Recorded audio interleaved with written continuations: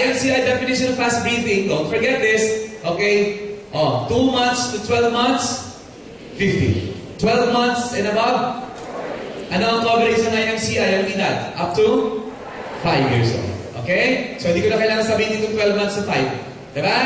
Okay. 14, 50. Don't forget. Very common board exam question. Now, tanong dito.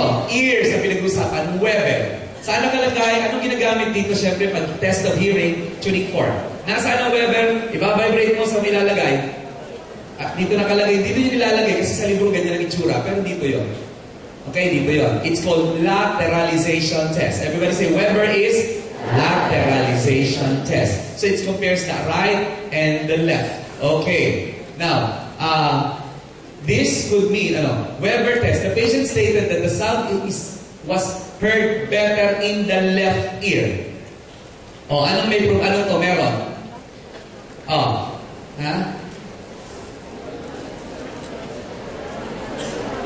Okay. Left ear. Nga. Wala. Hindi kailangan sabihin yun. Hindi kailangan sabihin. Okay? Hindi natin kailangan sabihin. Alright. Now, sabi dito, better heard in the left ear. Ano siya? Sensory hear. So, mas maganda siyang marinig sa left ear. Left ear. Pag mas naririnig mo ang Weber sa left ear, anong issue? Conductive ba? Conductive. Nasaan ang conductive defect? Nasaan? Nasa right ba? Nasa left. Better heard nga in the left. So, tingnan nyo. Tingnan mo mabuti. Sensory neural loss in the left ear. Pwede? Why better heard? Okay, actually, nilito kayo itong questions na to. Nililito ko kayo sa question ko. Kasi normally, sensory and conductive, anong ginagamit? Renay. What is Renay? Everybody say Renay test. Pag-usapan muna natin. Pag sinabi mong Renay, ganito yun. Ito yung tuning fork. Ganito ko, sabi mo, ganun pala yung tuning fork. Hindi, ha? Hindi, Okay, pag ginanyan mo to, what are you testing here? Air conduction. Right? If you put it here, mastoid process, bone conduction. Alright? Now, anong mangyayari? Everybody, cover your ear. Come on, let's do a little experiment. Cover one of your ears. Okay? Any ear, right or left, whatever. Okay, then hum.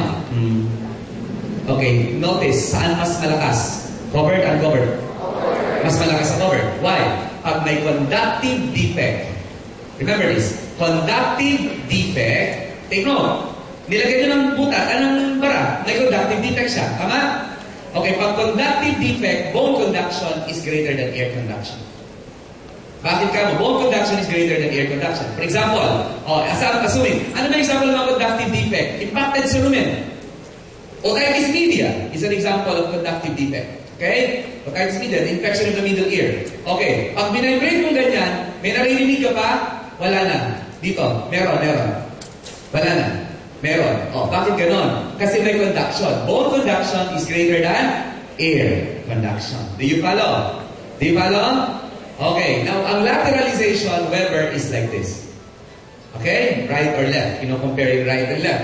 Ang swabak naman, pakinggan ng pasyente, sabi ng pasyente, wala na, pinakinggan mo, meron pa eh. So, alam mo, assuming that you have a normal hearing. Okay? Now, basahin natin mabuti ito. Sa anong problema? Why is Weber test that the sound is better heard on the left ear? Anong ibig sabihin? Yung left ear niya has no conductive defect. Agree? Agree? Kasi kung may conductive defect yung kanyang left, bakit mas nakakarinig? The sound there. You get it? Hindi siya dumaan sa bone. So, pwede ba sabihin natin there is a conductive hearing loss in the left ear? No. Then dapat mas mahina ang ano nun. So, ano nga namin? Sensory neural hearing loss in the left ear or sensory neural hearing loss in both ear? Anong pipiliin mo? Meron ba sa sensory neural sa left?